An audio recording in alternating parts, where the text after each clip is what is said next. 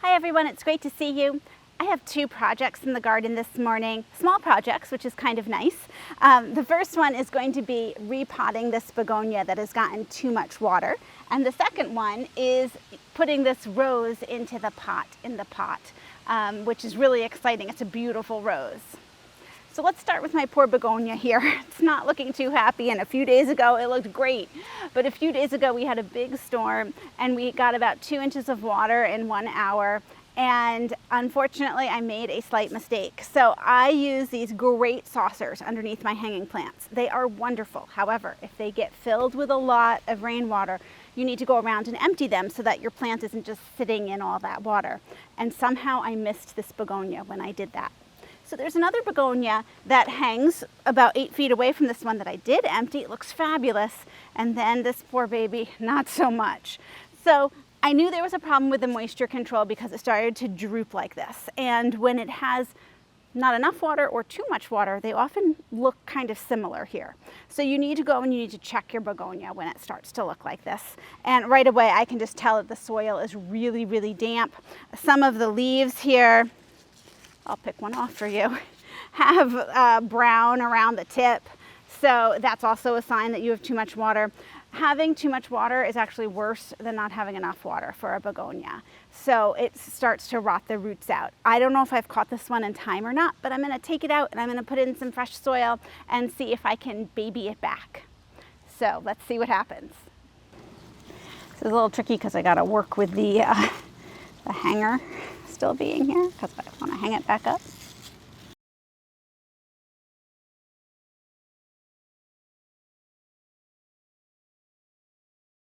So now that I have these out, you can see how real wet this is. I'm going to take away some of the extra dirt around here and try to get rid of some of that moisture. You can see just how really sopping wet it is.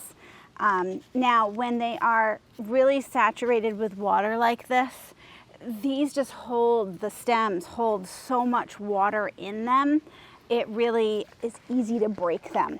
And, you know, if that happens, just they'll grow back. It's not the end of the world. It's just kind of a setback for you and your plants.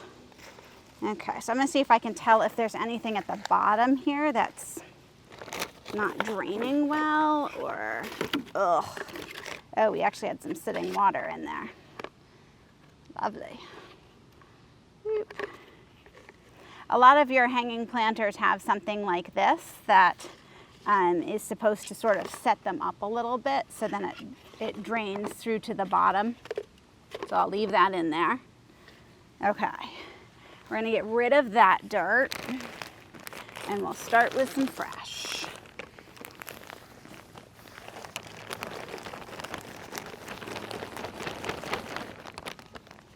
Okay. So let's see, this one looks pretty good. Remember, we want to point them out so that they're going to drape over the edge. That's how our begonias like to grow.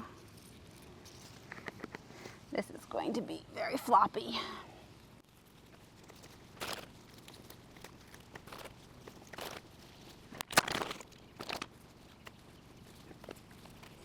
Oof, this is a big piece to fit in.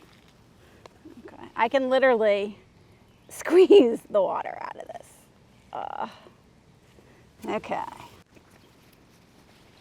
I'm going to try to stand them up a bit too. These are just the broken ones that I broke putting them back in. We're just going to take them off.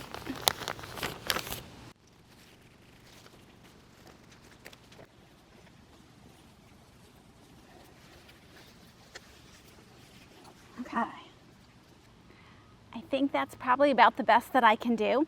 Now we just wait and see what happens. I'm going to leave it in more sun than I normally would. Begonias, remember, really like at least part shade most of the time, but I think maybe a little extra sun and babying it along. I'm not going to water it at the moment. I'm just going to let it sit and I'll keep you posted on how it goes. And now we get to move to planting our new rose. Okay, so we are ready for the second project of the morning, and that is to get this rose planted up in a bag and then in a pot. So if you remember, I put a lot of hydrangeas as a centerpiece in my pot, in the bag, in the pot, around the yard. And I have this one pot where I've had 2 different hydrangeas there, and it's just too sunny. They keep getting sun scorch and their leaves are turning brown and curling. So I've moved them, they're happy, but now I have this empty spot in the middle of this container that needs a really nice focal piece that can take a lot of sun. And roses love sun. So in order to get the most out of your roses, you probably want 6 to 8 hours of sun minimum, and they will be happy. So I'm going to give this knockout rose a try. Now, knockout roses are known for being exceptionally hardy, exceptionally disease resistant, and they bloom from spring to fall. So you do get this initial flush of flowers that's probably the most impressive in the spring. And then you do not have to deadhead them unless you want to keep them looking a little more tidy. They will give sort of intermittent flowers, then you'll get another big flush. And then you'll get some intermittent flowers and you'll get another flush. So really you do keep this color going, and you know, pink is my color. So this is like a perfect piece to put into that pot. So I need to get it into a bag and then we'll get it situated. You'll notice that just like in a lot of the nursery plants that you get, there is this mulch on rice husks, and they use it as a mulch. It works really, really well to mulch. In fact, you might even consider, if you get some bushes or other plants from your nursery, as we usually take this off when we plant it, but you might want to save it to use it for something else. It keeps the moisture in, keeps the roots nice and cool. And for the regular homeowner, you really can't easily find rice husks like this or rice hulls. They're just sold in such huge quantity. Only your nurseries are usually going to get them, unless you're really close with your neighbors and you all want to pitch in and get your rice husks together. So I just sort of scrape most of mine out here, and now I can use that in the future if I feel like it. Here is my root pouch. Okay, now the last rose I chose was the thornless kind. Knockout roses have thorns, so this is a little bit trickier, but I don't plan to do this frequently. Okay.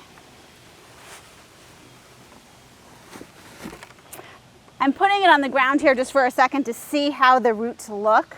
We want to make sure that this isn't too root bound. If it is, you actually can cut it with a bread knife, which is why I have my bread knife here. However, this doesn't look too root bound, so I'm just going to sort of loosen this up. And I'm going to see how deep it is. I think we need a little soil in the bottom.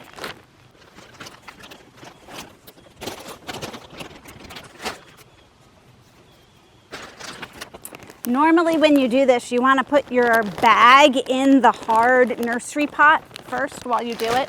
It gives it more stability. However, because I've already planted up the large pot, that nursery pot is already in there and can't come out. So let's give this a try. There we go. Okay.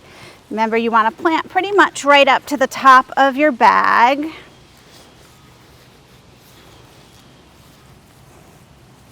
And try to keep it pretty straight.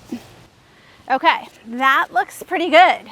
So now, I'm peeking over the rose. We're going to carry it over to the pot and put it in where it will live.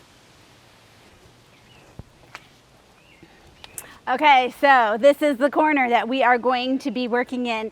This is the pot where it's too sunny. I don't know if you can see in here, but here we have the empty nursery pot. I had already planted the rim gap here full of some annuals. Have it precariously balanced, and now we're ready to add in the rose.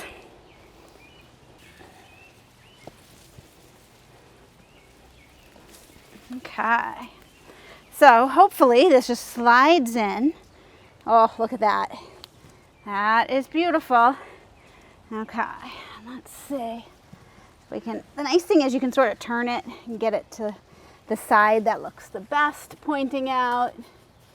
I'm going to tuck in the little handles Now for this rose, I can, like with my hydrangeas, take it into the shed for the winter, or I can try to overwinter it here. I honestly haven't decided yet which one I'm going to do.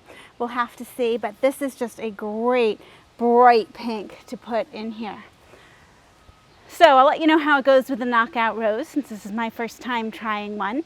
If you plant knockout roses at your house, would you drop in the comments how it's going and any recommendations that you can give me for keeping this one looking beautiful?